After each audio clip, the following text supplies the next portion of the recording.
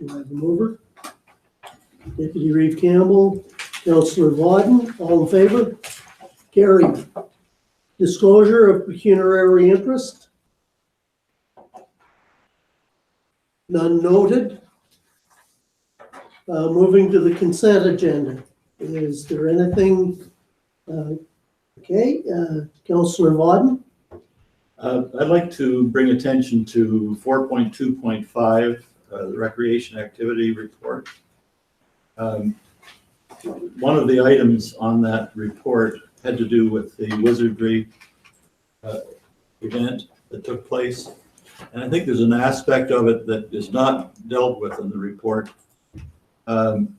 It's a very positive report, and it's a wonderful event for us to have. But there was a great deal of dissatisfaction amongst the merchants in the village as a result of a major change in the way it was run this time. They were encouraged from last year to stock up on supplies that would be of interest to people shopping in the community, and people brought in some cases hundreds of dollars worth of product, and then it turned out there was almost nobody left the grounds because of the way it was organized this year. And that was a complete surprise. It was apparently a different manager came in and did not know what promises were made from the previous year. So I think it would be good to have an additional report based on some discussion with the merchants to find out what their objections were. Because next year's council will probably want to make a decision whether to allow the event to take place or not. And there's a great deal of anger, and I think that ought to be in our report. Councillor Syke. I'm wondering if that communication can be done at the BIAs. Obviously, the conversation is with the merchants, which is part of the business group. The BIAs, in my mind, is a committee of council which we support from regards to actions that they wish to take place or not to take place.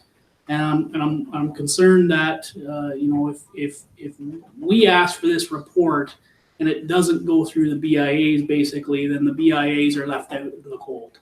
So I'm to the point where I completely agree with Councillor Vodden's assessment, or at least what the discussion has been from the merchants and from the town. But I think where I see it is, I think the BIA could be an advocate for their own group to say whether they have a meeting with Transfigured Town or whatever the case may be. But I would hope that report or that conversation can start at the BIAs and then in turn then come to council after that to discuss the rights, wrongs, or indifferences or changes to the agreement that may need to be,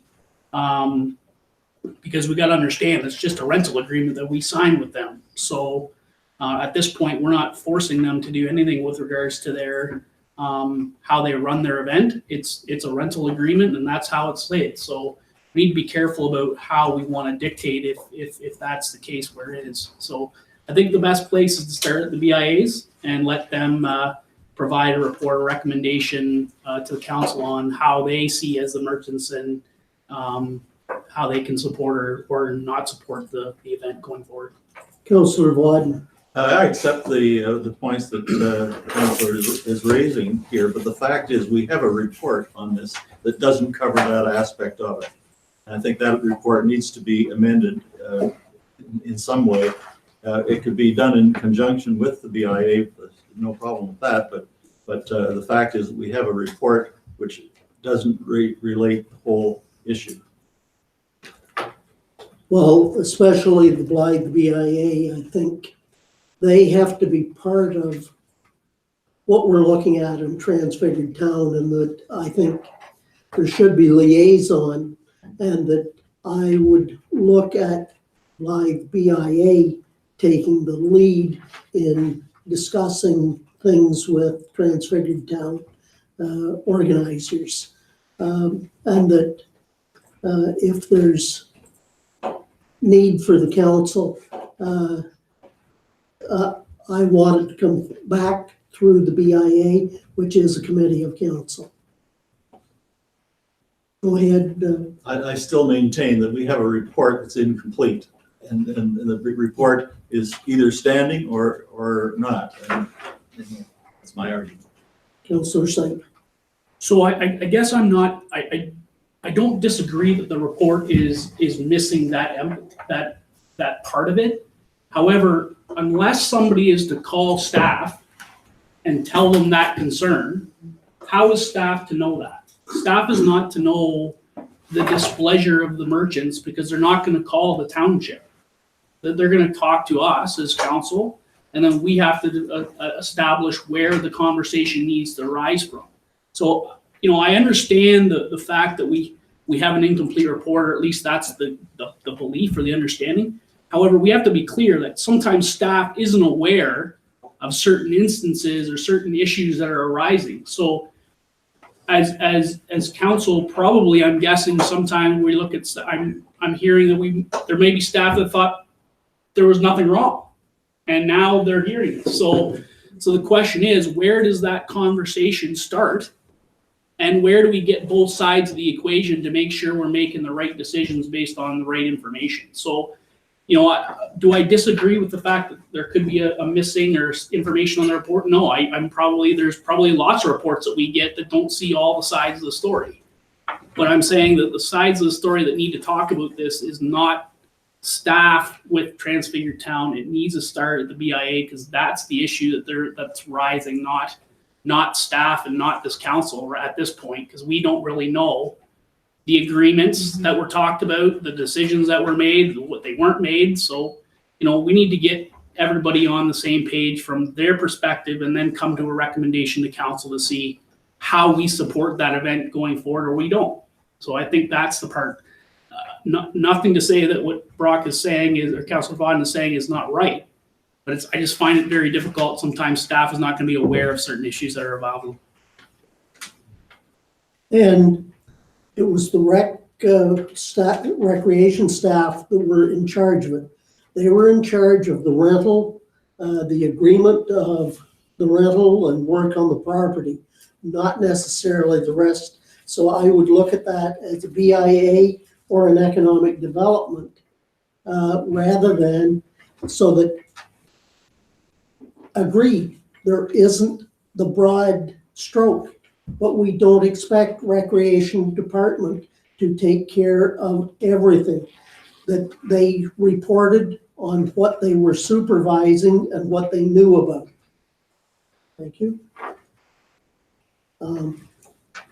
Councilor Sype, anything? I have a question to Donna on 4.2.6, which is basically the year-to-date. Donna, has there been any communication from the department heads or anything that would indicate anything in the budget that we are anticipating to be over? And then therefore, are we doing some restructuring or doing some things within our internal budgets to ensure that the overall budget from each department is hitting the target? So that stuff doesn't show up in the report, and I'm just wondering if those types of conversations are being had. Mm-hmm. I haven't been made aware of anything from any of the department heads. They all do their internal monitoring and, checking that out as the year goes on. A lot of the capital projects, as you know, are just gaining momentum. So as we get through the end of October, then we'll see some of those invoices come in. And as far as I know, everything is on track at this point. But the next few months are going to be crucial to be monitoring all the year-to-date figures for sure amongst the department heads. Thank you. Anything else to be pulled out of the consent agenda? If not, do I have a mover? Councilor Sype, Deputy Reeve Campbell, all in favor of the motion? Carried. Okay. Seeing as we have had a special guest arrive, that she has some information that would be very nice for all residents of North Huron to understand. Julie Sawchuk, if you'll indulge me to take it as part of the Reeves report. Julie will present part of the stuff involving awards for accessibility committees in the county. So that, and Julie is a strong supporter of that county accessibility committee and everything. So Julie, if you would like to take the floor. Thank you, and thank you for letting me jump ahead in the agenda a little bit. As a part of the County Accessibility Advisory Committee, I'm here to just let you know that 5 out of the 6 awards that were presented by the county this past Wednesday in Clinton were received by businesses in North Huron. So I wanted to let you know who those businesses were, and so that we can give them a little hurrah and partake in that celebration with them. The first sort of special award, because it's not really a place, but it was an event that we all know about, was the plowing match. And that award went to Jackie Bishop and Charlene O'Reilly for all of the work that they did to make the plowing match a super accessible event, the very first international plowing match to actually have an accessibility committee, and also to be such an accessible event for how many 100 acres, 1,000 acres? A crazy amount of farmland anyways, right? It was about 140 acres altogether. There was a little extra parking. So that was a bit of a special award because it's not something that sticks around all of the time. The second award went to Glazier's Physiotherapy. Mark Piddock was there to accept on behalf of Bill and Nikki, who are somewhere sunny and south right now, I think. Lucky them. Bill and Nikki underwent a lot of renovations in the new building that they took possession of about a year and a half ago, I think. I'm seeing a lot of noddings of heads. Maybe you all have been there. I don't think you all spend as much time there as I do, though. They made it all very accessible, all on one level. They have that lovely parking lot out front. They have the sliding doors for everybody to just come on right in. They even made a lower countertop for people processing payments and whatnot from a seated position. 2 accessible bathrooms. All of their offices at the back are all accessible, all with wide doorways. It's a fabulous place. Then the North Huron accepted from Dwayne, from Neil, and from Denise. They were there to represent North Huron for the Blythe Memorial Hall for the renovations that took a little while to happen, but are also fantastic. I was there again last night. My favorite thing, aside from the bathroom, is the folding out arms on the ends of the aisles. I don't know if any of you have seen those before. Every other row up and down the middle aisles has an arm that folds out, lifts up and folds out so that you can transfer from your wheelchair into your seat, or if you can't get over that arm, just from a standing position. So there aren't very many theaters that have that kind of seating, and it makes it more comfortable because then I don't have to stay in my wheelchair the entire time. So that along with the bathroom and the lower hall, the kitchen is also accessible. It's just a fabulous place to visit. Kim will hold up the award that we won. Yay, there it is, the beautiful award.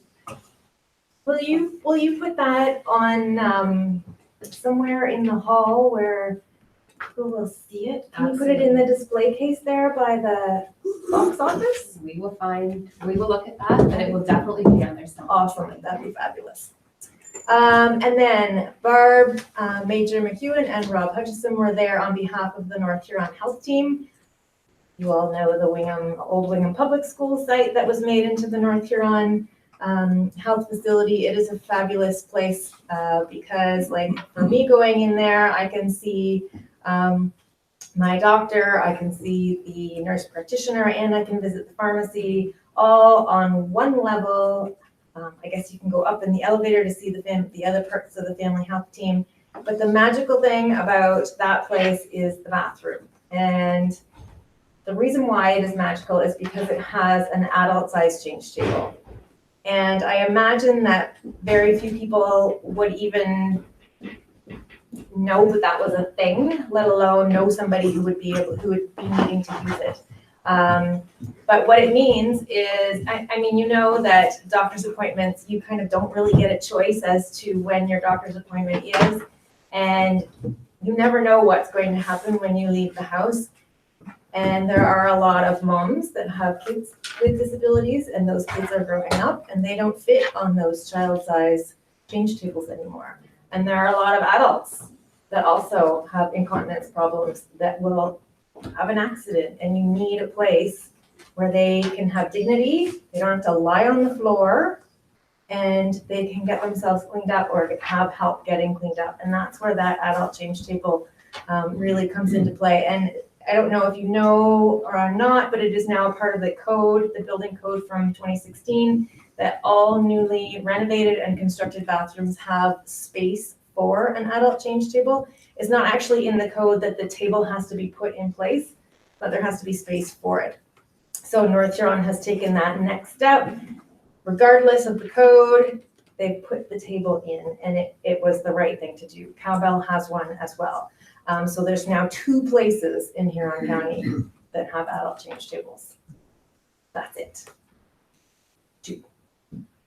So my friend who has a child who is growing and has outgrown the baby change table, she now has 2 places. She knows she'll be able to close the bathroom door, lock it, and not have to put her kid on the floor.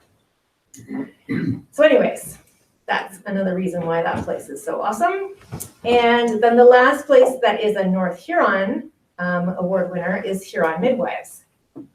Raise your hand if you know where Huron Midwives is. Okay, that's more than I thought, but it's not everybody. Huron Midwives is in the old, If you say Triple K Restaurant, that'll catch the older it was people. a church. What was the name of the church? Living Water. Living Water Christian Hill. Thank you. Yes. So across from the fire hall, there, just down the road from where I live on County Road 25. Ellen Peel is a young former student of mine, actually. Makes me feel a little bit old. And she has gone on her training, and she now owns the business. And she and her parents renovated that building, and it is fabulous. Again, I keep saying fabulous because it is all fabulous. She widened the ramp and put a proper railing on it. She's got automatic doors on her front doors. The clinic is all on one floor, and it's all one level, all hardwood flooring, no carpet. Carpet's terrible on wheelchairs. And what it means is anybody can go in and have a checkup, or anyone can go in and have a baby with a partner who uses a wheelchair, or a parent or a grandparent or whatever. And it's not just about mobility, but she's done things where she's got color contrast paint for her doors and trim. So you can see that. She's got a great bathroom set up as well with an automatic door. She's going to be expanding some things, I think, to have a little bit more in the basement, which I'm pretty sure she's not installing an elevator. But it's another example of another accessible building in North Huron and in Huron County. The 6th award went to Cowbell, and I'm pretty sure you've all been there and know how invisibly accessible it is. You don't go in going, oh, this is an accessible building. You go in and go, oh, right? Oh, and it's accessible, but you wouldn't know it unless you needed it. So thank you for letting me share with you the things that we celebrated on Wednesday with everyone else who came to that event. The Huron County Accessibility Advisory Committee, we are small, but we are mighty, and we are here when you need us. So please tell your constituents to reach out to us when they have questions, whether it's a private building or a public building. We are happy to give advice. It is free. And what else do I want to say about that? Stay tuned. We'll have more events in the future, educational events, celebration events, etc. Well, definitely a big thank you, and that you did it much better than I would have been able to. So definitely thank you. But I think the word has been getting out, and that I'll say, especially in the last 10 years, and Lori Faulkner has done a tremendous amount of work making sure that we realize accessibility. Councillor Syke? Yeah, I actually was expecting to go to that and that accessibility awards ceremony, and I had a job that come up that I wasn't able to attend. So I'm really upset about that. However, what I am not upset at is the fact that we have a significant amount of businesses within Huron County and really North Huron that have decided that accessibility is one of their main priorities to, one, improve the visitor experience for people who are unnecessary and need it, and two, that it's not always the money that you really put priority first, and I think some of these businesses have made even the municipality itself has made that effort to say it's okay if it's a little more. Let's just make the visitor experience and people who have accessibility concerns, not only with mobility, but vision and that type of stuff. How do we make it better for them? How do we make their experience better? So, I would like to see, I'm willing to make a motion to send a letter from this council with the Reeve signing it to congratulate each one of these award winners within North Huron and even in Huron County. I really don't think we need to pay boundaries here. They're accessible and it's a great award. It's a great thing for the county. So I would make that motion if you would still be okay with that. Councillor Vaughan seconding. Yes, by all means, and I think the big thing is there's a certain amount of the public buildings that it's a routine matter that we mentioned. The accessibility committee will give the recommendations, but even people that are questioning what they might need as people age. I know that my mother and dad put in a certain amount of grab bars and stuff in the house that they built, and that is available from the accessibility committee just by asking for some assistance. And there's a number of papers on what is a completely accessible washroom, and that would be available from the committee as well. So that, thank you very much. You can also just go to my website. There's a plug. JulieSawchuk.ca, little plug there. Very good. Well, thank you very much, Okay. Julie. Thank you very much, Julie. Okay.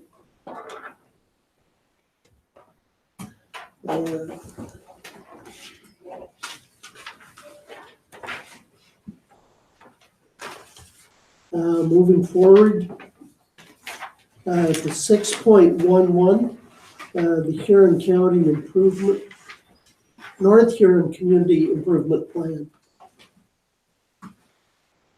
And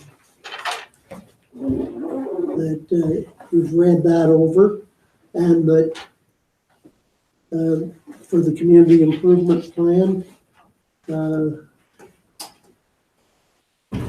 Councillor Syke. I did want to make a couple of comments for the other councillors. We had a meeting of the Economic Development Committee last Friday, thanks Dwayne, and there was a couple of things that come out of this community improvement plan that really came back from the BIAs that we are, there's some conversations going to still arise from this. So in this community improvement plan, there is sections of the downtowns that have been cornered off as what is the downtown core. What the issue is with the BIAs at this point is it's leaving some of the businesses that are outside of that core, that are actual commercial businesses. It's leaving them outside of the discussion. So, for example, here in Wingham, from North Street, so you're looking at Brett Lammy Associates, Marx Brothers, basically to the beer store, in essence, is basically left out of the community improvement plan for whatever reason. And the concern from the BIAs is those are downtown businesses. They're BIA members. The concern is, why aren't they part of the discussion? And so there was a lot of discussion back and forth from the economic development group. And the concern is that it was raised a couple of times, is that if you include all the buildings from, the conversation was 86 Highway and 4 to North Street, all that, there's residential buildings in that area. So the conversation is, are they applicable to get this within this grant discussion about the OMAFRA conversation about, well, are they able to get funding for fixing up their facade improvements? So right now, the community improvement plan doesn't specify certain things and how they would be exempt or not exempt. So there is some discussion still happening at the economic development group with Laura, and there's been some recommendations sent to Laura. But Laura is going to have to be the one from a planning perspective that how do we designate certain things without being so minute that it makes it very complicated and confusing. So the issue is that it is going to be, but at this point, the economic development group didn't feel that it was important to stop the process of getting the community improvement plan on the council table, as well as having the public meeting, because that public meeting will have businesses and everything else in it, so that if those conversations can happen, maybe the final draft plan does have a conversation about that as well. The same conversation was about Blythe as well, how it's really small, and there's commercial buildings that are outside of the scope right now that would be exempt from this particular proposal because they're not within what we would call the downtown core. So there's discussions from both the BIAs about what that downtown core looks like and how we make sure that this community improvement plan is inclusive, but also we understand what the purpose of the community improvement plan is, and it's not for residential units to pick up facade improvements. It's really for commercial businesses, commercially zoned properties that are needing support on making their facade or our downtown core a more beautiful place. So that's the type of stuff that the economic development community had about this. So I thought it was important that council know what we were talking about, but and this is a draft plan, so it's not finalized, whatever, and it still has to go through the public meeting process. Councillor Vaughn. I have another question about the project, about the plan. There's a lot of discussion about vacant stores and the rather negative appearance of some of the empty stores, particularly in Wingham. And I'm wondering if it's realistic to suggest that facade improvement is it going to be enough to fill those stores. I think the worst thing that we can do is go out and advertise to the world that come and use some of our empty stores because we've got lots of them. That's not a very good promotion. So I'm wondering if the Economic Development Committee or if the Community Improvement Plan encompasses any other strategies to attract people to those stores apart from just making them more beautiful. Councillor Sype again. So yes, Councillor Gladden, the Economic Development Group has this community involvement, community improvement plan. The facade improvements would be one aspect of the plan. All of these suggestions about how do we entice or how do we promote our businesses and vacant lots and stuff like that. How do we go and find somebody, a niche that would be accessible and acceptable to that facility in that area, in both not even in Wingham but in Blythe? The Economic Development Group is having those discussions about how do we incorporate some of the money to ensure that we can utilize things like Win This Space. But again, these types of things is not only on OMAFRA discussion, it's it's a council discussions, because one of the things about this OMAFR conversation is council needs to back it. And this community improvement plan needs to have longer support than a 1-year plan. So, this is a budget discussion for the next council and staff to, in the economic development group, to say, what kind of money do we need to put into the budget to make sure that this plan gets traction, has traction, maintains traction, and how do we manage and measure it so that we can see and provide the ratepayers that we are getting some good traction for the money we put towards it. That answers my question really, in terms of it takes a lot of activity and a lot of thought, not just fixing the drapes. Okay, thanks. Well, that's an analogy. The analogy I thought, the facade program is one wrench in the toolbox. Mhm. But it may be a popular one that starts something, the next thing going and assisting, is the way I look at it. Okay.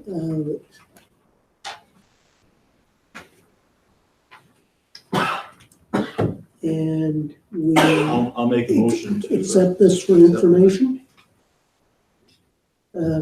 Councillor Vauden, Deputy Reeve Campbell, all in favor? Carried. Okay, moving to 6.2.1 for asset disposal or transfer policy. Donna, do you want to take that one? Yes, please. Thank you, Reed. So now that we have our procurement policy updated and in place, the next natural step was then to formalize a policy to dispose of our assets. Our ongoing goal in asset management is to ensure that our asset register is kept up to date, and then this policy just helps us formalize them amongst the department heads and the rest of the staff to make sure that I get the proper paperwork in to keep the asset register up to date.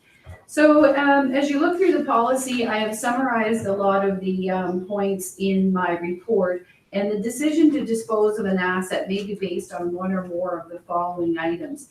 Either the asset has reached the end of its useful life, it's no longer required by the township, not fit for the purpose, unserviceable, technology obsolete, or it doesn't meet legislative requirements. So those would be the basis on which the department head or staff would make a decision as to dispose of an asset that the township owns. And then, of course, the factors being considered prior to disposal. You would check with the other departments, which we already do, to make sure that no other department could use the asset. We have to look at whether it's owned or leased, and we have very few leased assets, and we have to look at the remaining net book value. We have to ensure that hazardous materials are disposed properly, and we want to make sure that the township logos and things come off of equipment before we dispose of them. And we want to make sure that assets, especially your technology assets, don't contain any confidential information. And we're looking for the highest revenue that we can get out of the disposal. Now, a lot of those assets have no value left, and that's a possibility too, that we won't recognize any revenue on disposal. So those are the factors. We have a form then. I've drafted up a form for the department heads and staff to use as well, to make sure that they have all the information come to me with the serial numbers and where the asset got sold and those types of things. The one question that I did want to ask of council is that under the procedure, one of the items does say that no employee or member of council, committee, or board shall bid on the sale of surplus assets except those disposed of by public auction or sealed bid. So we do place a lot of our used equipment on GovDeals, which is an open auction forum on the web. And so anyone could have access to that. So my question was, and also then on occasion, we do call for sealed bids. So my question to you is, do you want to let that paragraph stand and have staff or council have the opportunity to bid on an item by auction or sealed bid? or would you like to see that completely removed? I'm not sure if anybody has any comments on that, but that was an area that I was looking for. That is sort of a catch-22. Really, anybody could have the opportunity for gov deals, but it's mostly municipal staff and councillors that even know about government deals, auction being. I think it would be something, as much as I hate to say it, because there might be something I want to bid on, but I think for a short period of time anyway, that we probably should disallow council and staff, and that it would be reviewed in 2 years or so, when it became more, the knowledge of government deals, auction site, might become more widely known and understood. Councillor Site? Can somebody explain to me why that, like, I don't really understand the reasoning why that was in there. If it's a sealed bid and if it's an auction, what advantage do you have as an employee? Like, what advantage do you have? Like, I don't know that we have any advantage if it's a sealed bid. I guess other than the fact that you would know what the net book, you could potentially get what the net book value is, but that's only your sealed bids based on what you think the market's willing to give you for it. It's not going to be based on what the book value is in your books, because that's a calculated number based on government depreciation rules. It's not what actually is valued. So I'm just not sure why that was in there. If somebody could explain to me why that might have been in there in the first place, I'm just not sure. Do you wanna? Sure. Yeah, so there is no advantage to anyone bidding on that, whether it's staff or a member of the public. They would all have the same opportunity. So it's a perceived advantage. And so in the research that I did, it's a 50-50. Some municipalities have a strict policy where they just don't allow any staff or members of council to bid on anything. There is no advantage, and other ones have this in it where they have the same opportunity as any other member or taxpayer of the public. So it's just a personal preference and as a perceived notion, but there is no actual advantage to a staff person. Councillor Wadden? I agree with your use of the term perception. I think that's the critical issue. And sometimes these assets are visible, and people would know that it came from the municipality, and there could be a perception that somebody took advantage of this. And I think we should be on the side of caution because it can do a terrible lot against a reputation as a staff or as a members of council if that perception goes awry. And I think I'd be in favor of keeping the clause. Councillor Site? But I guess my question is, could that perception be alleviated by having a report that has actually administered on the website that says if a council or staff purchases a piece of equipment, here's what the purchase was and here's what the value was. Then it's transparent that says, but I understand why the perception's there, but there's reporting that's done all the time from a municipal standpoint and a public government standpoint that says, here's what was purchased by related parties or people who have knowledge of the information, and then that stuff is there. So, I'm fine either way. I'm just, the conversation I have is this piece of equipment could sit on gov deals and forever, never gets put, and then it just goes in the scrap heap. when you could, but very well, a staff or somebody that could utilize it doesn't have the ability to because there's a perception that really isn't there. Well, if I may add, I think it's transparency.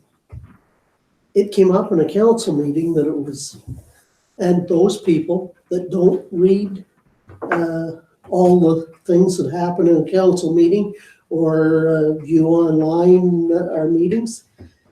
And I'll use an example. When the ESTC was advertised for 3 or was it 4 weeks, that I have heard that, well, there was one guy would have loved to have put a bid in, but it was the last day for it, and he just wasn't able to put his bid together in time, and that as a council and staff, it is not worth losing your reputation because you bought it when somebody viewed that because they didn't know about it, even though it might have been advertised, it comes back to slam you in the end. And I think that it would be far simpler just not to allow ourselves as council and staff to be caught in that type of a slam, because there's no protecting against it.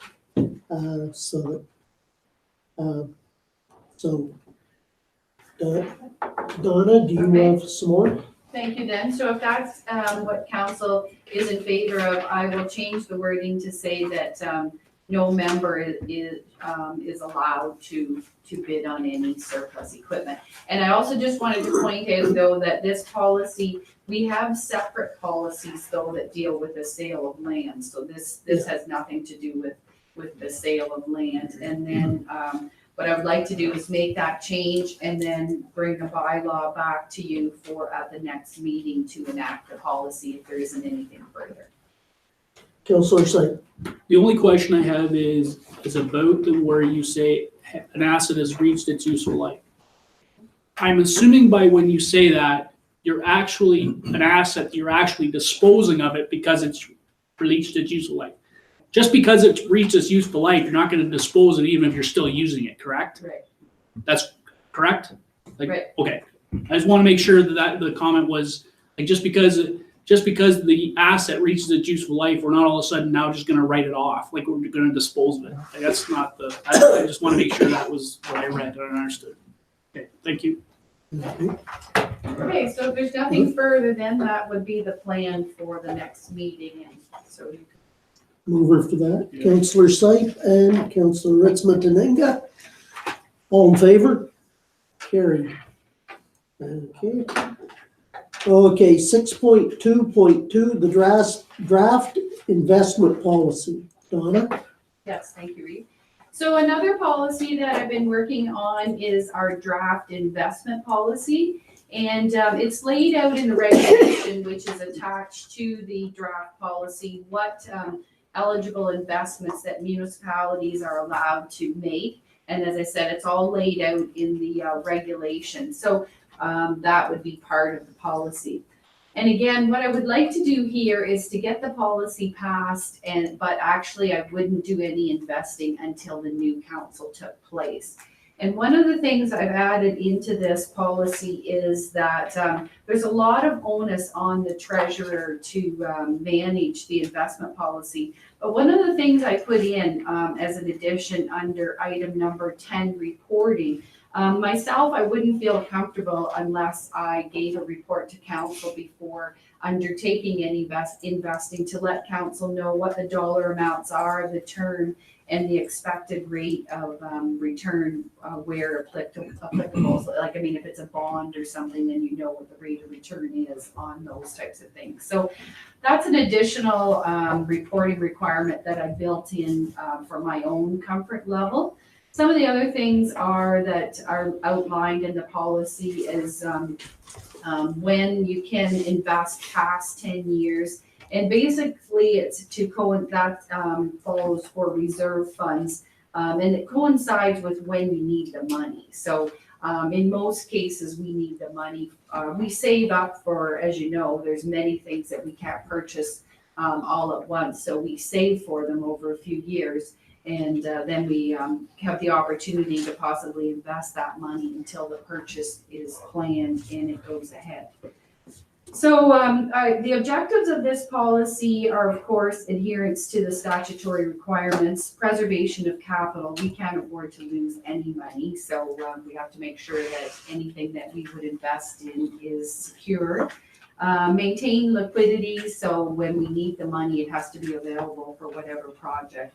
And of course, we want to earn a competitive rate of return.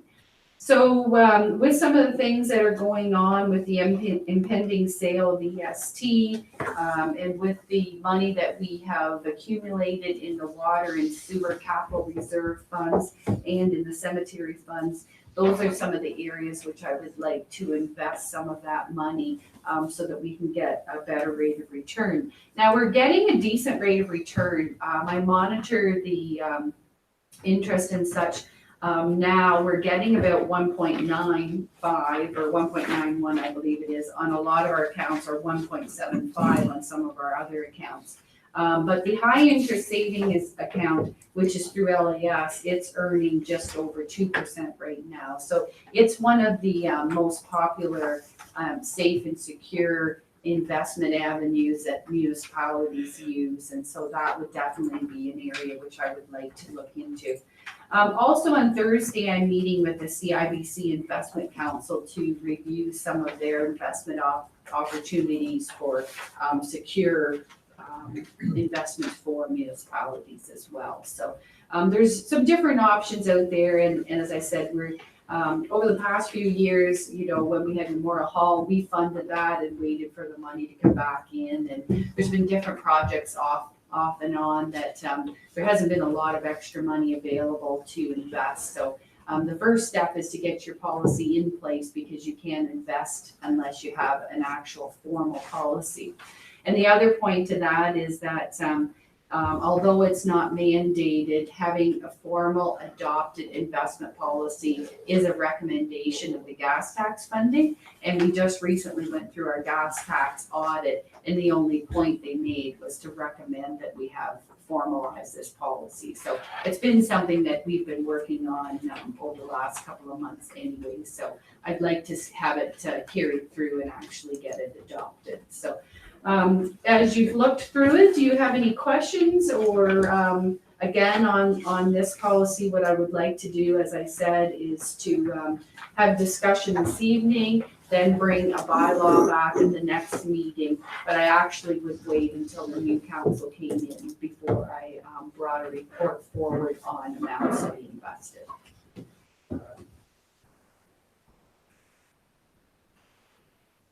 Councillor Syke? I don't think my only comment would be, it would kind of be nice to, I think this would tie into capital planning and cash flow requirements too, because that would allow us to talk about when maybe you may get something, if you lock something in with a 5 or something years, you might get a higher interest rate return. You're not going to actually need that money for 5 years. It would be just interesting to know what kind of penalties and stuff that they would have. I know there's lots of penalties for pulling GICs and stuff out before if you've locked them in. So, you know, obviously we don't want to we can't lose any money, but we want to make sure that, you know, even with a potential possible penalty, is that rate of return better than what we're getting today? But I think capital plan, understanding what our capital requirements are over the next 5 to 10 years is necessary in order to do that, do this investment strategy the correct way. Okay, I have it moved. Seconder, Councillor Vauden. Any further discussion? All in favor? Carried. Okay, moving to 6.3.1. Revisions to Huron Pioneer Thrashers Agreement. Kim? Thank you. So tonight I'm bringing forth a report regarding the joint use agreement between the Township of North Huron and the Huron Pioneer Threshers Association. For twofold, for council to receive the report and also for North Huron, the Township of North Huron to approve exception to section 19.1 of the procedural bylaw to allow the bylaw number 88-218 to authorize the reeve and the clerk to sign on behalf of the council. So both the threshers and the township have benefited over the years from the use of the joint agreement between the Blythe Campground and the Threshers Annual Reunion. The current agreement expires in 2018, and both parties have agreed to some minor revisions to the existing agreement. Wording and names have been amended to reflect current day names, and in section 14, hourly staff rates have been changed as the need arises to reflect current day staffing, if any of the township staff is required for the threshers. The renewal of the agreement benefits both the township and the threshers. So attached with that was the new updated agreement. So I don't know if there's any questions. Any questions, comments? Deputy What Reeve? is the term on this? It'll be 5 years. 5 years. It's 5 years. Okay. Okay, do I have a mover to move forward on this? Deputy Reeve Campbell, Councillor Ritzma Tenenga, all in favor? Carried. Okay, moving to 6.4.1. There's proposed termination of court lease on this building. Sean, do you want to take the lead on this? Yes, thank you, Reeve. As council can see, this report has to do with a request by staff to exercise the notice of provision to step out of the lease associated with the use of the facility as a courthouse. The agreement that's in place now started at approximately 2001. The agreement between the province and the township typically gets renewed or renegotiated and renewed every 5 years. The current agreement that we're operating under commenced January 1st, 2017 and is set to renew January 1st, 2022. There have been some concerns raised by staff during the process, and we are seeing as time progresses that some of the concerns seem to be growing a little bit. Specifically, court operations place a very heavy usage on the town hall, and that usage tends to be very inconsistent with the normal operation of town hall. The common area in the hallway outside of council chambers is where our residents come to make inquiry, to purchase bag tags, dog licensing, deal with various members of staff. And what we have on court day is that entire area is typically filled with people who are attending court, the families of those people, legal counsel associated. There's sidebar conversations going on, and it becomes the two uses seem to conflict. Additionally, as everybody's probably aware, space is definitely a premium within this facility. So staff has to be very careful as to how we schedule to make sure that we don't conflict with court services. And then the last issue that was raised by staff is the fact that, excuse me, the court use is fairly all-consuming. So spaces that are normally used by staff, washrooms, kitchen areas, they tend to be separate areas that are used by clients and their legal counsel for discussions and that sort of thing. So our staff's access to those areas is very limited during court days. Now, we did approach the province and tried to negotiate some discussion with them in terms of relocating court within the facility. So we suggested we've got upstairs, it's a very large area. We made it through the first vetting. And then when the actual province Ministry of Infrastructure looked at the case that we brought forward, the pictures and that sort of thing, they weren't pleased with the facility. They didn't think it was really well aligned for that type of use, so they denied our request. That being said, we understand that there are residents of North Huron that see tremendous value in having court locally as opposed to being required to go to Dockridge or elsewhere. So we do understand that there is the benefit there. The thought was that there may be other non-municipal entities that could be interested in hosting that. And, you know, if it was the desire of council, we could certainly provide some contact names and numbers for some of these other entities for the court group to pursue.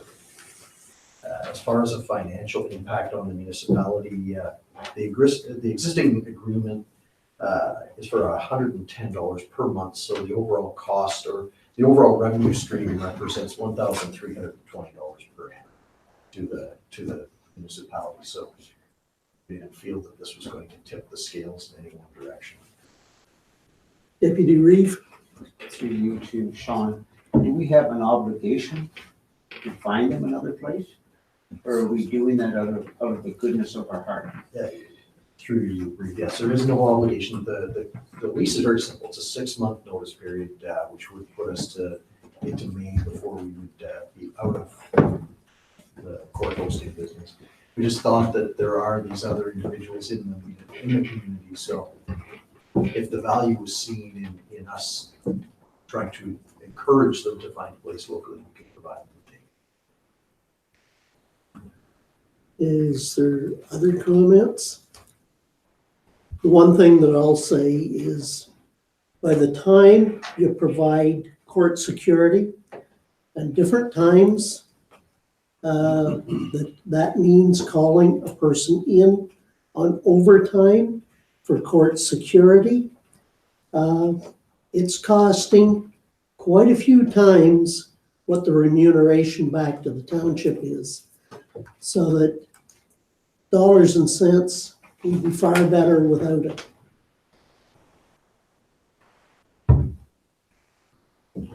I'll make a motion that we start the process of making The it 6-month 6 months. process.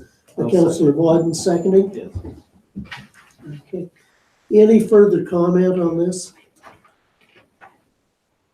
All in favor of the motion? Carried. Okay, thanks, Sean. And moving to 6.5.1, alternate coordinator approval. Do you want to take that, Marty? Yes. Okay. So the terms of the alternate and the coordinator are coming to its end end of this year. It was a 4-year term. We're switching it back to a 2-year term. Our coordinator is not going to continue on. The alternate coordinator, who's the current alternate coordinator, will be stepping up to the coordinator's position, and we had to vote on a new alternate coordinator. Deputy Chief Chad Krieger agreed to put his name forward. It was voted on, and the Huron County Chiefs voted him as the alternate coordinator. So this appointment must be approved by the local municipalities. And then it just goes forward to the Office of the Fire Marshal, and the Office of the Fire Marshal is the one that does the appointment. Deputy Reeve? Okay, it's moved. Do I have Councillor Sipe seconds? Is there any discussion on this? Councillor Sipe. Marty, does all of Huron County municipalities need to approve this? Did No. you say? No, Just the municipality that has the actual staff person on there? correct. Okay. Any questions or queries? All in favor? Carried. Thank you. Thank you. Okay, and 6.8.1, closed meeting integrity commissioner. Dwayne? Thanks, Reed. So this is a follow-up report to an earlier report. And as council remembers, Bill 68 requires municipalities to appoint closed meeting investigator, integrity commissioner, and municipal ombudsman. There was a group formed at the county who have been involved in this, and just as a reminder for council, the county issued a request for proposal. They received two responses. Those responses were reviewed by a group of staff from the lower tier municipalities. One of those two was invited to come and present an opportunity to get more information. And at the conclusion of that interview process, it was decided, there was consensus around the table that Aird & Barreless would be a reputable firm and very knowledgeable, very experienced to provide this service. In terms of the county offered to pay a retainer fee. In this case, there is no retainer fee associated with this particular vendor of choice. But in comparison to the other vendor, the other proposal did have a $12,000 retainer fee associated with that. You paid the $12,000 whether you used if you had a year and you never used their service, you still paid the $12,000. But your hourly rate was less at $275. So you need to do the comparison. By the county and the lower tiers essentially working with the same vendor of choice, being Aird & Barreless, there's many things accomplished. One is in terms of an opportunity, or if an incident occurs or an experience in one municipality, then if we're all using the same vendor, then he'll be able to share that with all of us in terms of the lower tiers. It's learning opportunity for all of us. As well in terms of for public awareness for the citizens, that it'll be the same process. So whether you would be filing something in Howick or filing something, let's say, in North Huron or Morris Turnberry, if a citizen is making a file, then it's the same process, same system, etc. So there's many benefits, as we saw, in terms of moving forward in this direction. I do know previously in terms of, with respect to Ontario Ombudsman, they do provide investigative services. They do that free of charge for municipalities. The trade-off to that is in terms of, one, the office, their mandate is broader than doing investigations. So in terms of they do the investigations, but in terms of the timing, they have to build that into the rest of their mandate around that. So that's a key aspect. And two, they don't want to be viewed as the source of first resort. Like they don't want to be the initial go-to person if an investigation is brought forward. So, any questions? Councillor Vauden. Are you aware of any municipalities that are not going along with this, or? I'm not at the present time. It was left that each municipality will be brought forward to each respective council. The county, I understand, is going to be considering the report on Wednesday of this week. And each lower tier will be considering it. We will be entering into a separate or our own agreement with Aird & Barreless. So the county will enter an agreement. Their agreement will be a little different than ours in terms of their agreement basically allows lower tiers to come on board. But we would have to have our own separate agreement with Aird & Barreless because we paid the hourly rates directly to Aird & Barreless. We don't go through the county. So we'd have our own separate agreement or arrangement with them. I would move that we adopt this. Okay. Do I have a seconder? Deputy Reeve Campbell, Councillor Syke. Only question I have then is, if the intention of this and the hourly rates and established for this are based on everybody that's on board. Does the rates change if the majority of the lower tiers don't decide to go with that particular vendor, or if the county decides to not accept the report that is being presented by staff? How do those get impacted on these rates that have been presented? Okay. The one thing I'll say, when it's been discussed at county, the consensus is that everybody will be taking part in this. And also, in the previous provincial government's upload from 2011 to 2018 of certain costs, the county got the big part of the benefits of those uploads back to the provincial government, so that the county would take probably all the expenses of what this could be, such as training and working on things, other than the actual per hour for following up on a lower tier request. That would still be with the lower tier, but the county would be amiable to move forward in any other cost. But going through yourself, Yeah. Councillor Sipe, in terms of the rates that are in the report Yes. will not change. Regardless of if one municipality takes it or all 8 or 10 or whatever. It's 9. Nine. Yeah. Okay, that's why. Yeah. Sometimes you do a Yeah. group discussion, the rates are different than, and then all of a sudden, if we were accepting this and all the other 8 didn't, the rate may not be the same. So I just want to make sure that the rates are fixed on that, no matter how many municipalities accept it. Okay, thank you. That is solid. Okay, thank you. Okay. All in favor of the motion? Carried.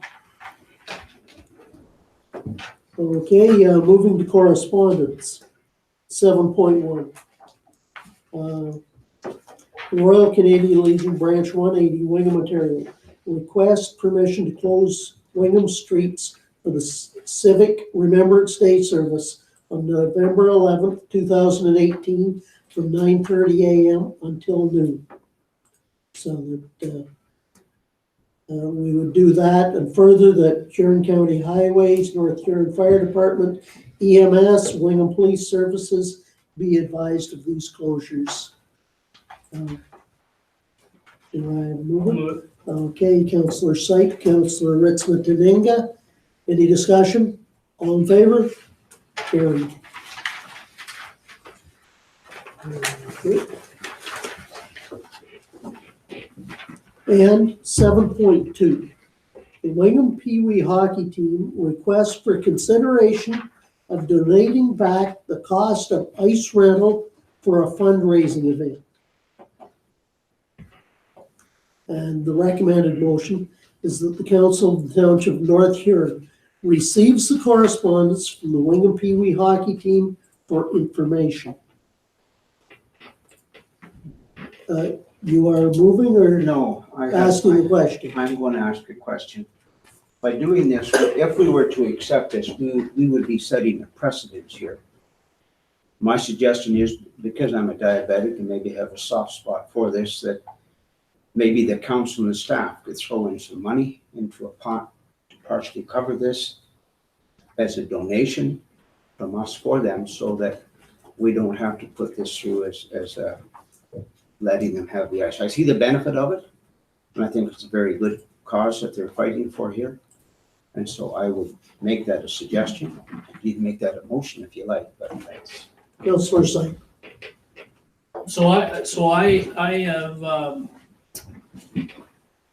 I've taken a look at this proposal, and this is one thing that, there could be some benefit to the municipality in the sense that this is an Ontario, Canadian-wide discussion about good deeds and being done within the PB ranks in hockey. This is on Hockey Night in Canada. This is on global discussion. And you know, the one thing that I want to say is this is one of these things where an individual or ratepayer has a member of this family has put their name to this request. They actually put their name to this discussion and registered this team on that global site to talk about this Good Deeds Challenge. And you know, these are the types of things and good things that come into this municipality that we gotta cherish. These are good things. These are good volunteers, and I'm not suggesting all volunteers aren't good. What I'm suggesting is these are the types of events that we as the municipality need to back up, get back behind. And whether that is with funding this way or staff and council putting money towards it, I don't necessarily care. I'm telling you right now, I've already told this team, no matter what this council decides, there's money coming out of my pocket from my council remuneration to pay for some of this cost. So at the end of the day, as council members and staff and ratepayers and like, these are the types of events we need to get behind, because there should be more of this going on. And you know what? The municipality of Goderich, what support they got for $250,000 for craft hockey or craft project play, those are the types of things that we need to be starting to support, because those are going to be economic drivers. Because if people hear about the township of North Huron or Wingham or Blythe or East Wawanosh, they're going to think twice about maybe it's not so bad of a place, regardless of what you see on social media or whatever the case may be. So however council decides, there is money coming from my remuneration, and I will tell you that I think we need to, all of town needs to get behind this team and get behind this event, because I think it's a great cause, and they're taking the initiative, not us. Okay. Other people that I wholeheartedly share that.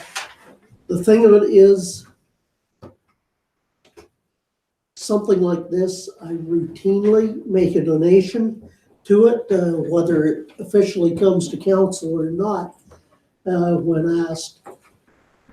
It's just, it opens the door for us to any and every. And not all the members of that team are necessarily North Huron residents. I would rather take it out of my own pocket than have to take it out of general revenues of the municipality. So that I think we will maybe have a jar or whatever we do. Council members can stick a 10 or a 20 in, and I'm sure there's a number from staff will also do the same thing. Hopefully, we would get more than the anticipated ice time paid for going to it. So I think there is that avenue if we accept it for information and say we want to accomplish this by a different method rather than in a council motion to spend township money.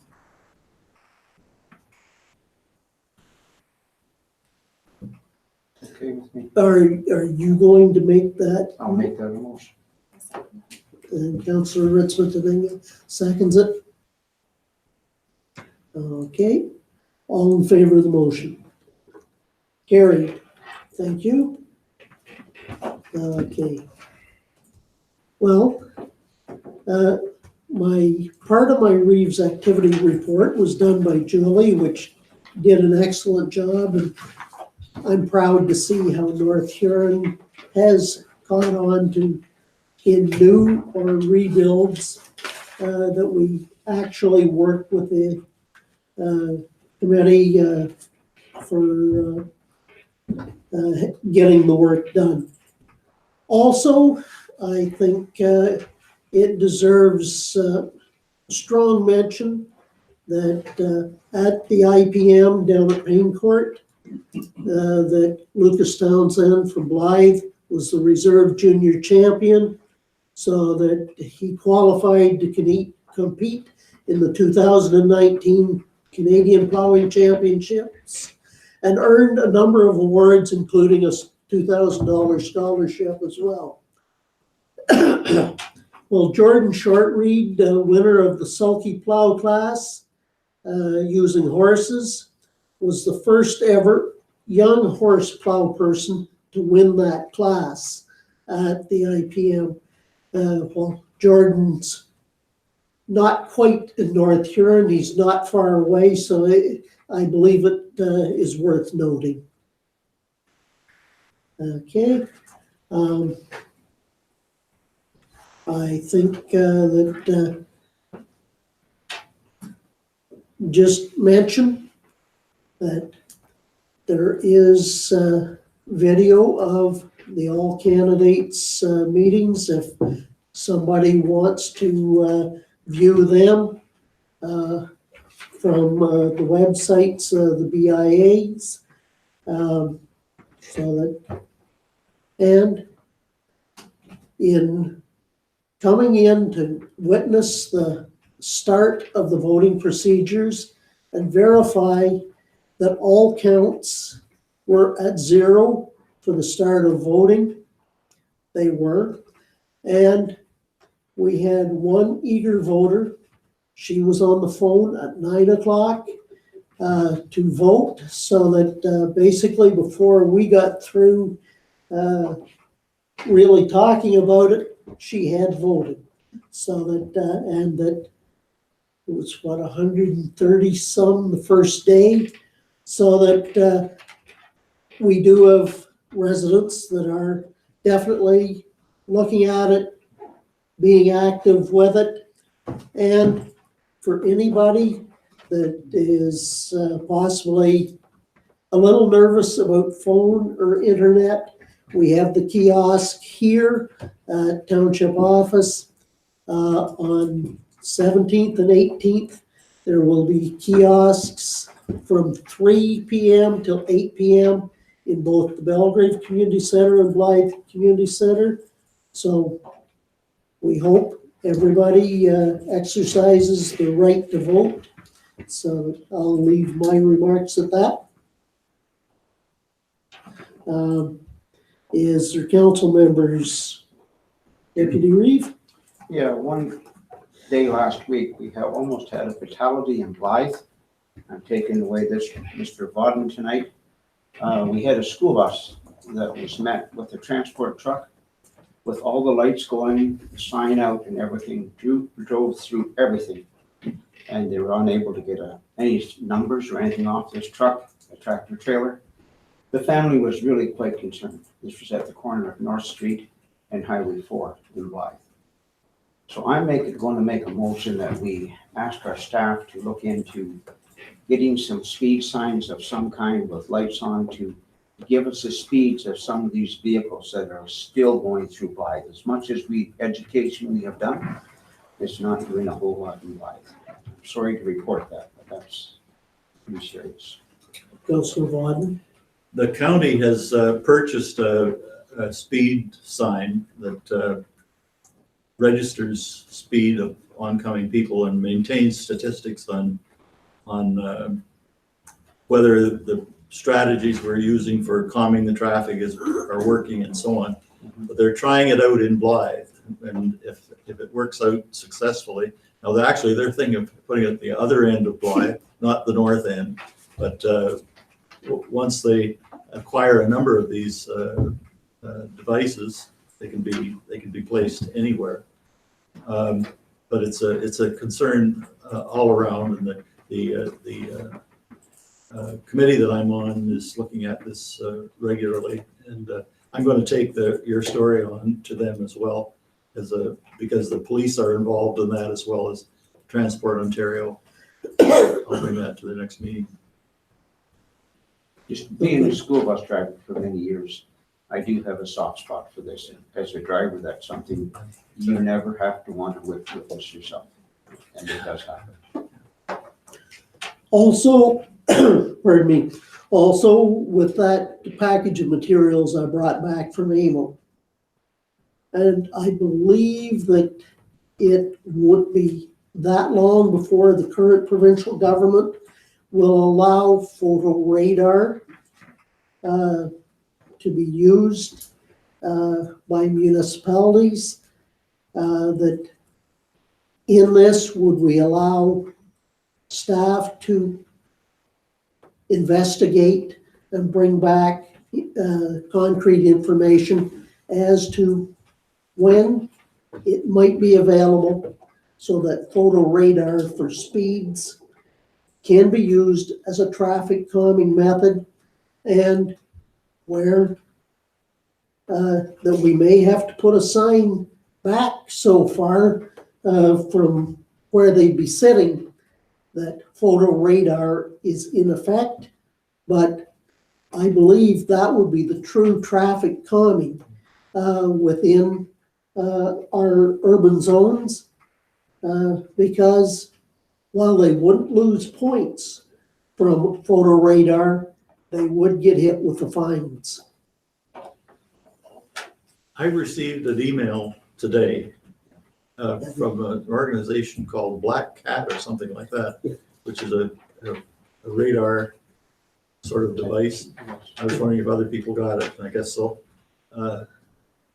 Anyway, I'm going to pass that on to our committee and see if they want to explore it at the county level. At the county level, that is more or less the type of equipment that the county is looking at, and that's more notification of a notification. There is Canadian companies that actually do the photo radar, especially the one out of Alberta that one of the former councillors talked about at different times. I have the written information in the pamphlet that they gave out at AMO this year as well, with what updates. There'll have to be more updates done, but if council's agreeable, that we would put some of that information in a report as well. Councillor Syke? You know, the one thing that I, you know, as much as I find it very worrisome of this type of incident that occurs, I'm a little concerned to jump the gun about getting a report where we don't necessarily know any statistics about what is happening in that area, other than, you know, this one incident. And I'll be quite frank, I'm probably one of them that has went into Blythe that's been higher than the 50 kilometers an hour. I'm not gonna lie to that. And that's Really? shocking. Put that down. However, it's printed, I'm sure it is. The concern I have is that, you know, I would be more comfortable with the sign, like the machine and that from the chiplet, getting data supports a report. Therefore, then we have some evidence that can be driven through with this report to understand the ramifications of what we could accomplish by doing such. I would never want to see a fatality at any point in the municipality, or irregardless of it's on Highway 4, County Road 25, Josephine Street, North Street, doesn't matter. I don't think it matters what road, but I would be cautious about us having staff send off a report that, one, we don't know what the statistics are about traffic and issues about that area, other than this potentially one incident and other handfuls of incidents maybe. But I just think we would need, I would like to see some statistics and evidence with regards to this radar stuff that would support a report like that. And, you know, and maybe that's something we could offer, but I don't know how often that machine gets moved or that stuff. I don't want to delay something a year or two, but I would like to see some evidence before I would just say, let's get a report and plow through. Councillor Vaughn, Well, that's exactly what they're planning to do, is to put up the machine on a test basis in Blythe to develop some statistics. And then when they try some things like coloring, putting colored stripes on the road and so on in different places, and then they test to see whether that calms the traffic or whether it has any effect at all. So that they're taking an experimental approach. And our CHIP committee includes a police officer, an OPP officer, a Ministry of Transport officer, as well as municipal representatives. And so we're not doing the analysis, but the county is doing that analysis on a regular basis. And that's part of the experiment with different kinds of equipment to see what the effects are. the one comment that I would make is former Deputy Reeve did a fair amount with when he was on the CHIP representing North Huron. So that information should be available from that committee as to that Dave Reach moved it to different places in Blythe and got information from east-west as well as north-south. And he did both ends for the north-south traffic. And that information probably should be part of the report as well. Yeah, Even if it is 4 years old.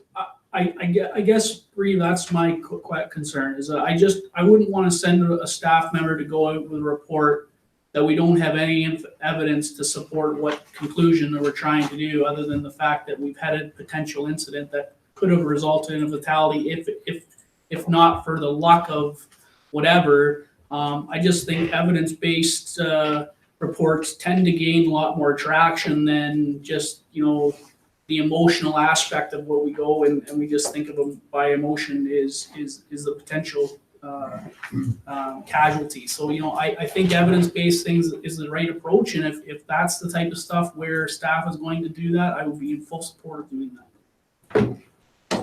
Deputy Reeve? I would just like to say this truck was coming from the south. And this is almost through Blythe, and he was well over the speed limit by the time he got to the school bus.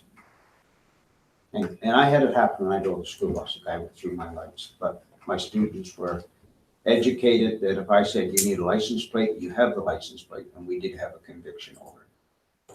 The young fellow lost his license for a year. But I sure would hate to see anything happen. And Blythe has been, I hate to see this, Councillor Biden, but a speeding town. It's not the town people, but the speed of the traffic that goes through Blythe is incredible. That's why they're placing a machine in Blythe. I think that's why they selected it as one of the sites to do some research. Councillor Vaughn, do you know when that machine might be placed there, or is it already placed there? I think they have already received it at the county, but they're doing the So installation. county's installing it, so Yes. okay. Yes. And it has to be checked regularly, they have to Calibrated. monitor, calibrated, and yeah, so. Okay.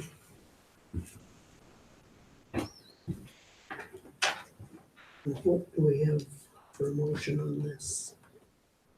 That we accept? The request? There wasn't a motion, but Okay. if you want one made. Do you want a motion on this, or I do don't we think trust so. I don't Sean think so. to? Maybe not, but I think we need to be well aware of this and keep it in the back of our minds that this is happening. That just Think about when you be aware of it and have your staff aware as well. Okay. Okay, is there any other council members' questions or updates? Councillor Vaughn?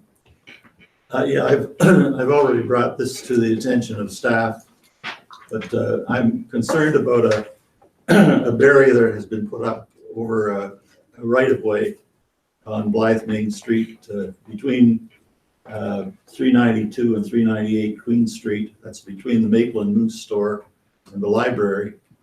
The barriers have been put up there blocking the street. Now, it's my understanding that right-of-ways cannot be just suddenly blocked off after 100 years of being open.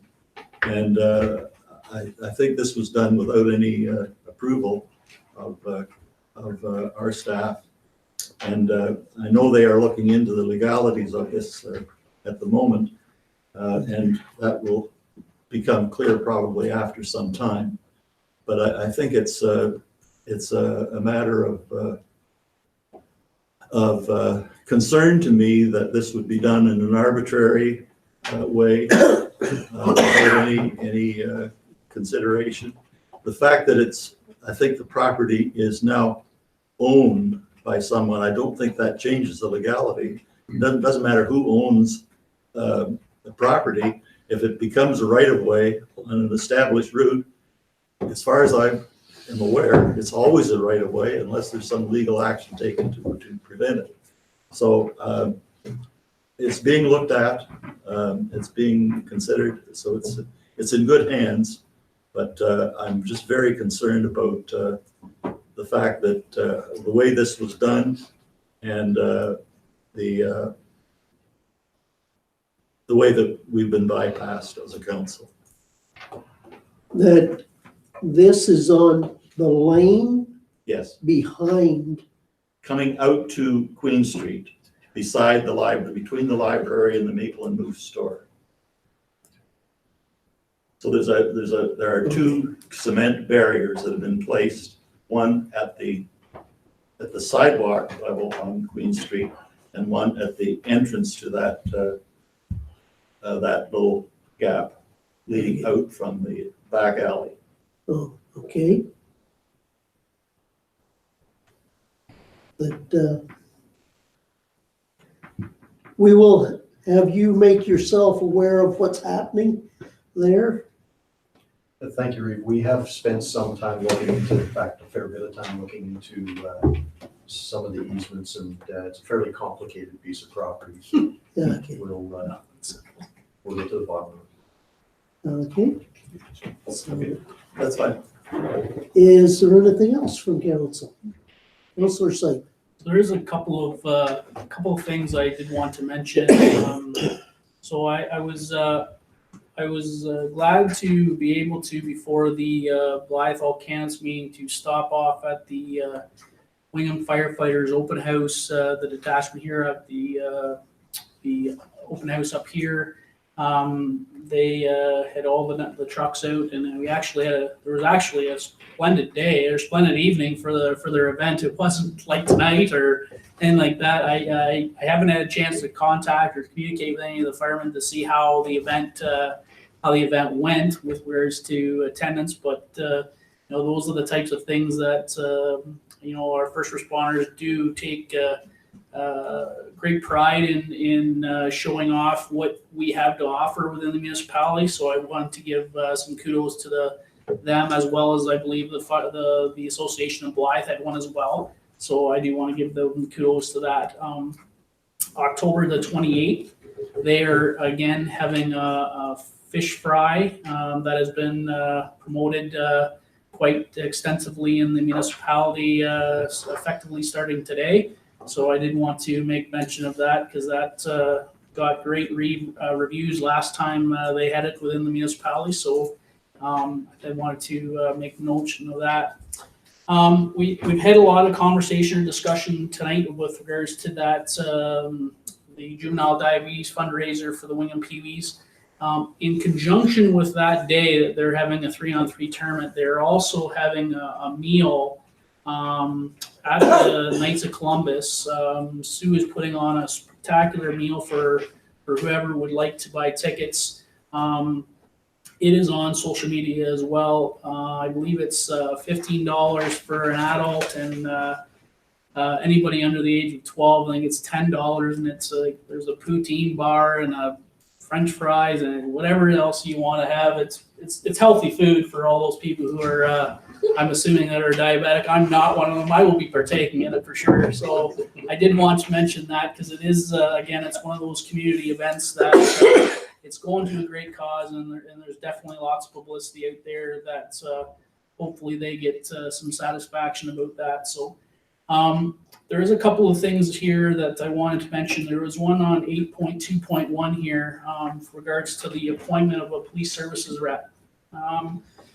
So the Police Services Board has had some discussion. We had our town representative, Bill Gregonoris. I believe that's how you spell his name. Bill, if you're listening, I apologize if I butchered your name. But he resigned effectively in July, and we don't have meetings in the summertime, but he resigned in July because he moved out of the municipality. And the Police Services Board has been working with a very small critique of members. We have 1, 2, 3 plus myself as chair, so 4. So two council representatives, 2 provincial appointees, of which one of those provincial appointees is going to be relinquished at December.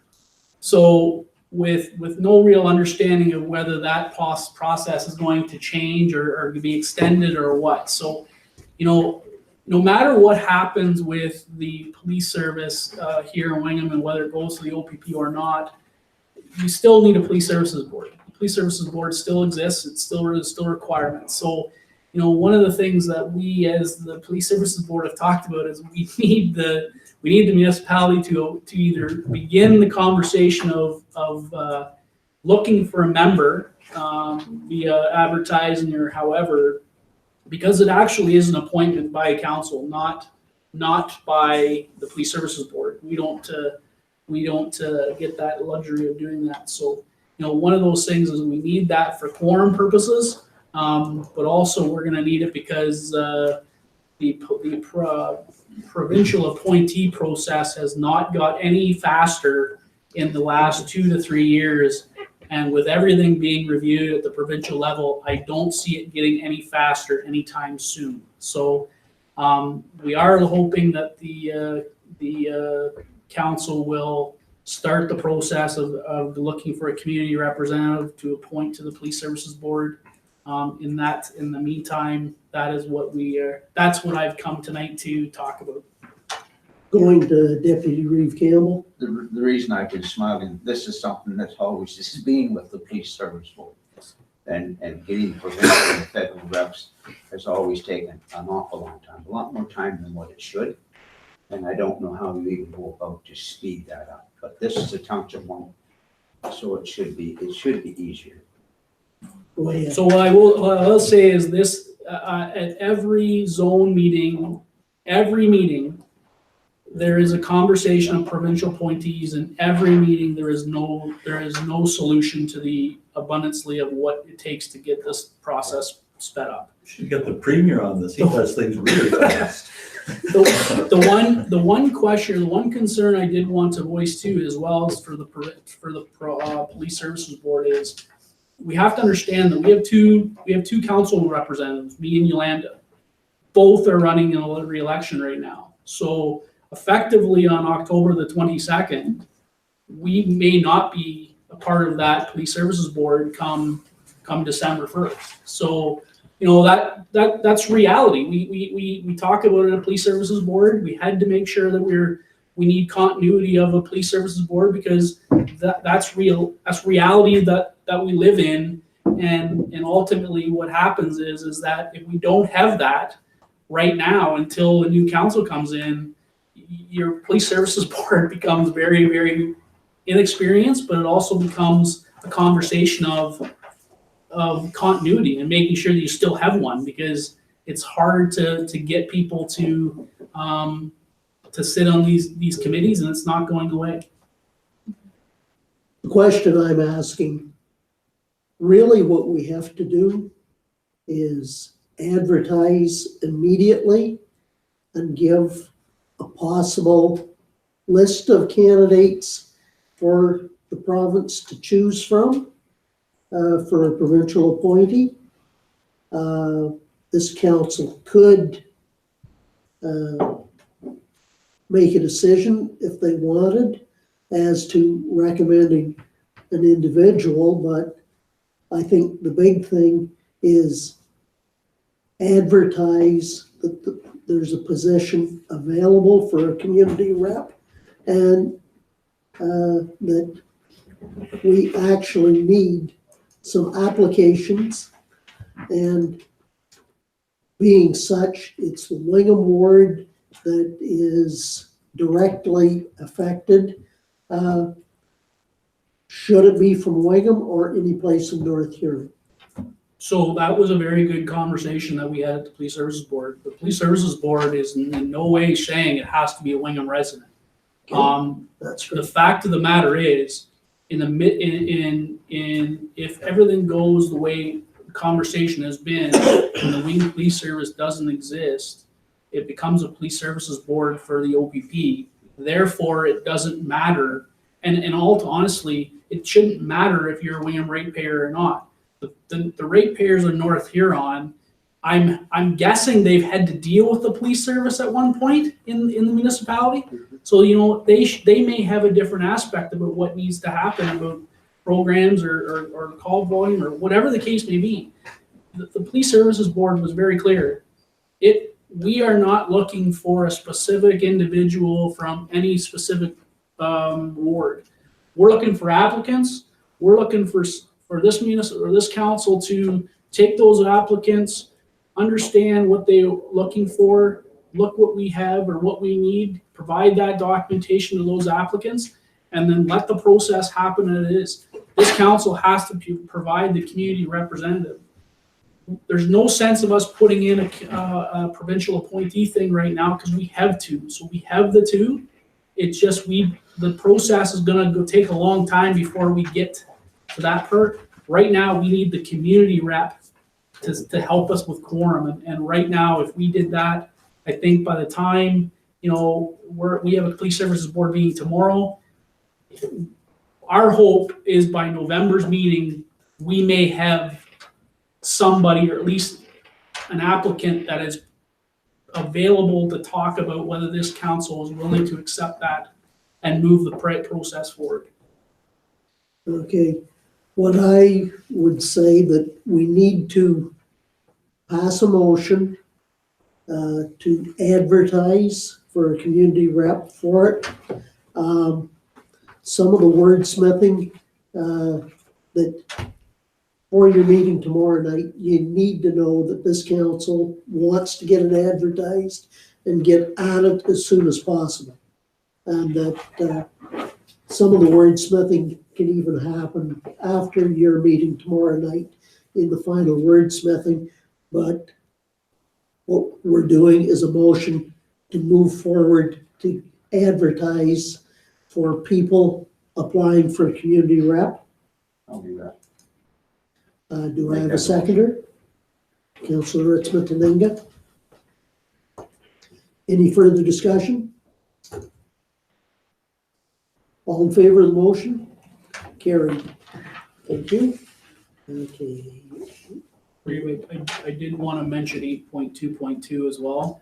Go ahead then. So that North Huron Economic Development Group. So what has happened is the SLED program through the county has an opportunity. There's still funds available for the 2018 fiscal year.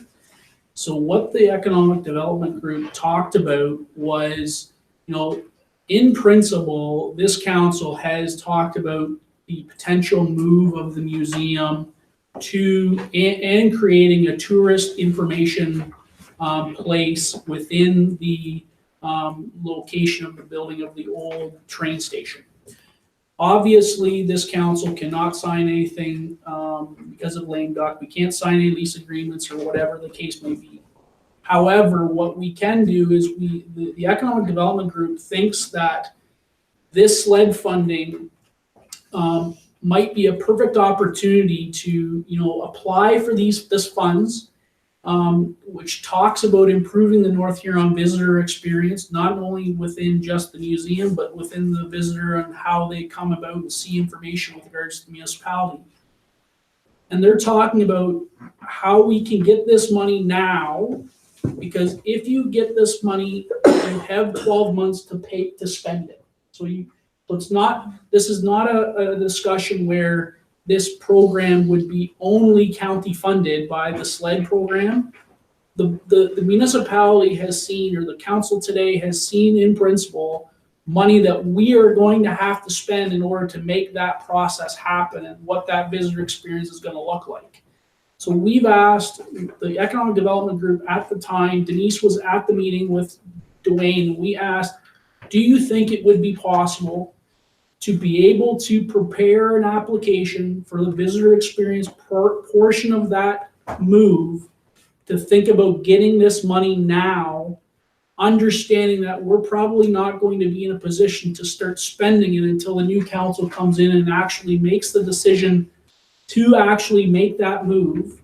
But in all honesty, that money can be applied for today, because there's money still earmarked for North Huron up until, I think she said, Cody said October 31st. And then it becomes open to not-for-profit. So the idea is to get this information and this funding in there, with support from the Huron County Economic Cody Development Officer. Cody has been very helpful with understanding what the requirements are, how do we make it work, those types of things, and that partnership. So, I think the Economic Development Group is really wanting to move this forward. This is getting support from the Wingham BIA as well. So it's one of those things where if this can be supported by council, I think this would help leverage the discussion about whether the visitor experience can be gained traction in North Huron with this tourist information stuff. Is there any questions from council about what the intention of this is and Let's have a motion. I'll move it. Okay, Councilor Ritzman Tenega seconds. That I agree that this is almost a no-brainer to apply for, because we know there's certain things that the Economic Development Committee can use it for, and it doesn't have to be for one thing, it's for visitor experience. So all those in favor? Carried. Thank you. No requests by members, no notice of motion. 10, bylaws. Bylaw number 88, 2018.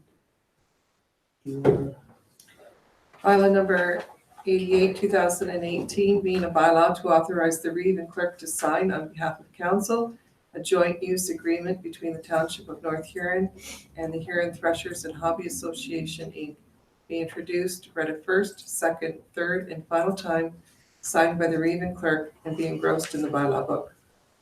Deputy Reeve Campbell and Councillor Vauden, all in favor? Carried.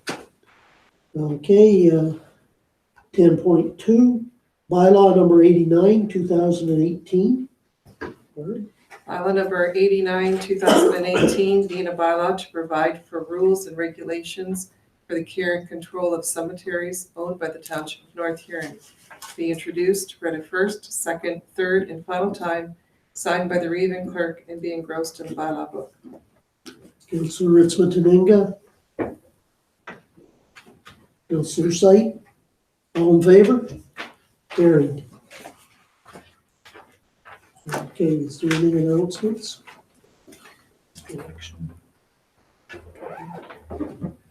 Okay. Basically, the announcements, it's just the same as we've been doing. mentioning about the kiosks available at Town Hall here, the date and times for the Belgrade Community Center, and Blythe Community Center, so that hopefully we get to assist anybody that needs assistance, and that the election is already happening. Okay. No other business.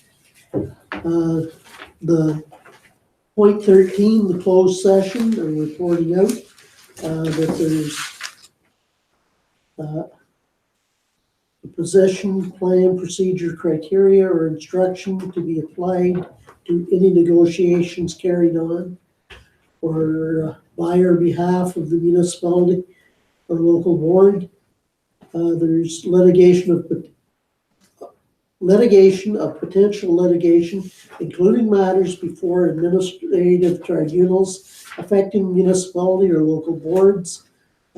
Basically, that's property standards update. And there's a proposed or pending acquisition or disposition of land by the municipality or local board, and a possession, plan, procedure, criteria, or instruction to be applied to any negotiations carried out on behalf of the municipality or local board that are the subjects for the in-camera. Do I have a mover? Councillor Vaughn moves, Deputy Reeve Campbell seconds. This is to go in camera. All in favor? Carried. Okay, we'll have a short break. You guys need to get somebody to the BIA. You'd be surprised how many of your questions will be answered around that table.